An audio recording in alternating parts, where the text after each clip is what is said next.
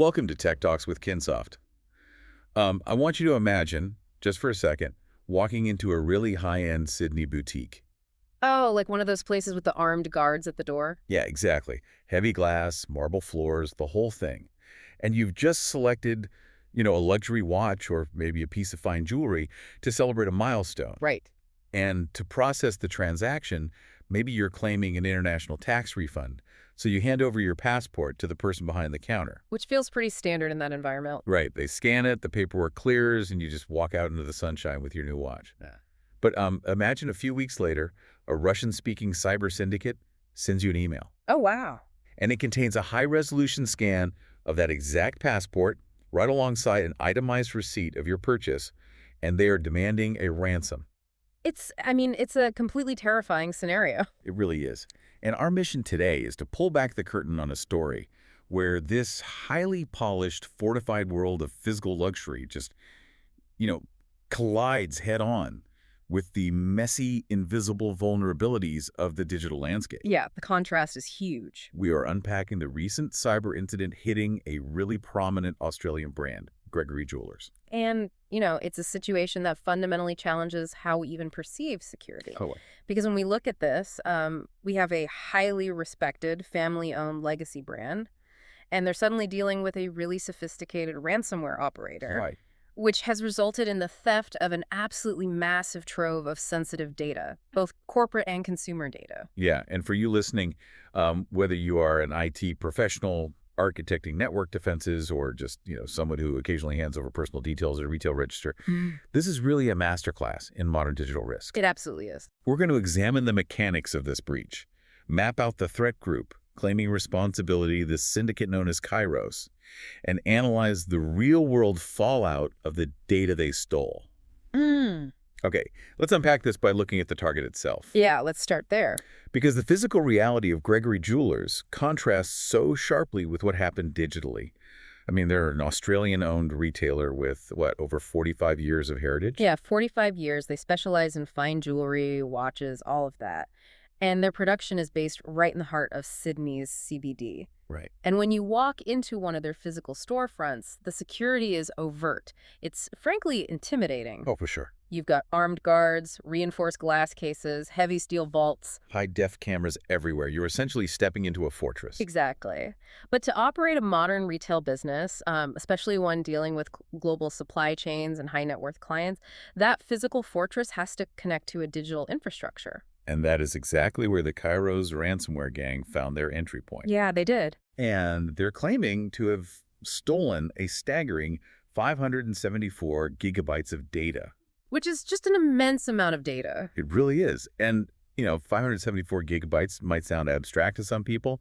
If we were talking about raw 4K video files, maybe it wouldn't sound so catastrophic. Right, because video files are huge. Yeah.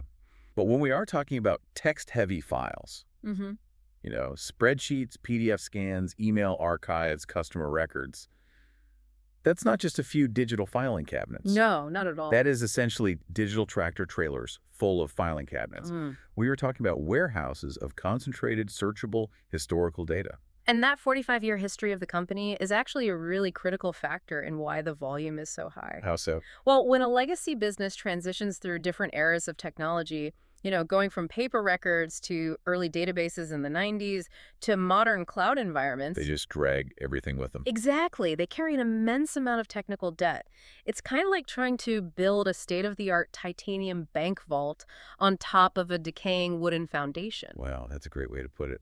You've got decades of accumulated customer interactions, old employee records, and just operational data sitting on servers. So the attackers aren't just getting today's transactions. They're getting the historical ledger of the entire business. Precisely. And this shows a real strategic shift in the ransomware economy. Right. Because they used to just go after tech companies. Yeah, tech companies, big financial institutions, critical infrastructure. But those sectors have spent the last decade really hardening their defenses. So the syndicates are pivoting. Yeah. They are hunting where the money and the high net worth customer data reside in environments that might not have the same level of digital fortification as, say, a global bank. Right, which makes a luxury jeweler an incredibly lucrative target.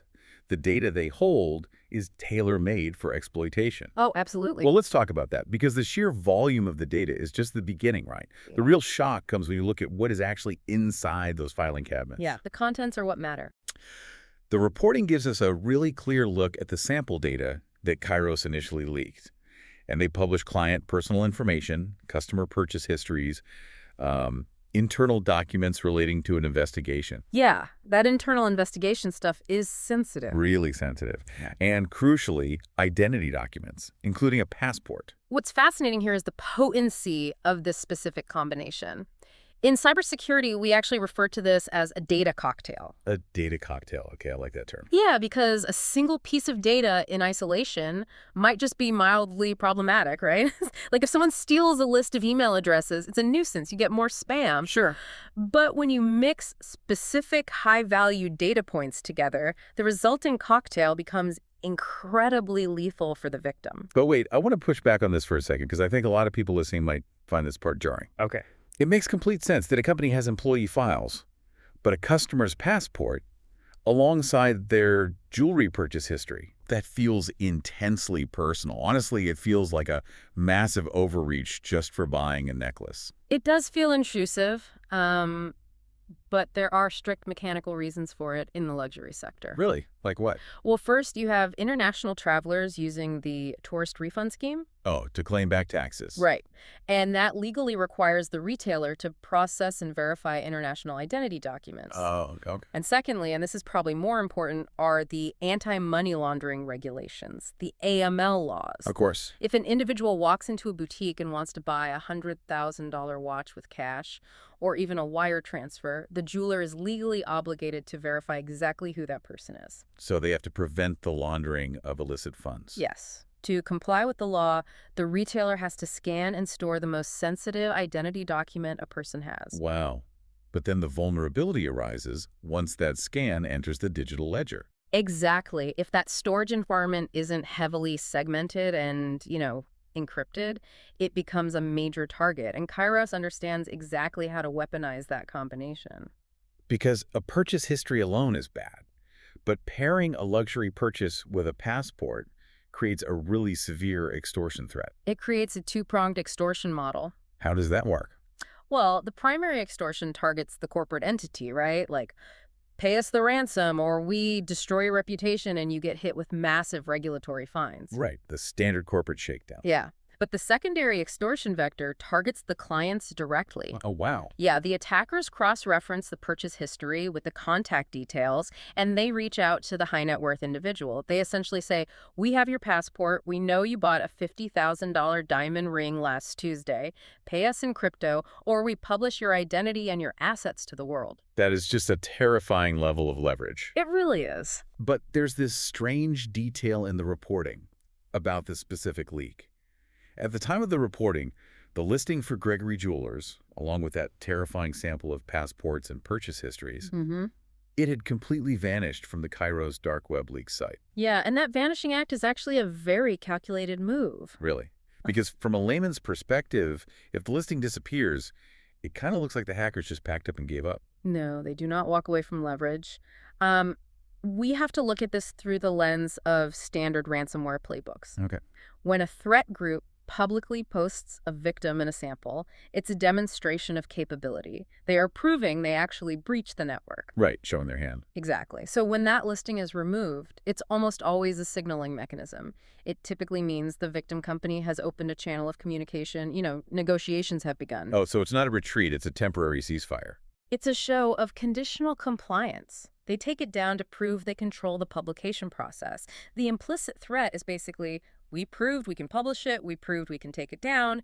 If you pay, it stays down. But if negotiations stall, it goes right back up. And the rest of the 574 gigabytes follows. Yeah.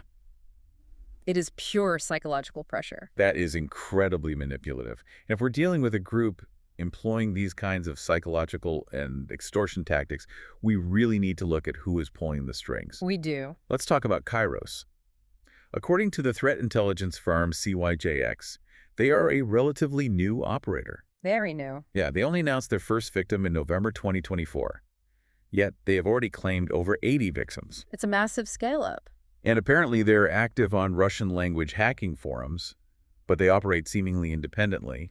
No obvious links to older hacking groups. Right. But here's where it gets really interesting.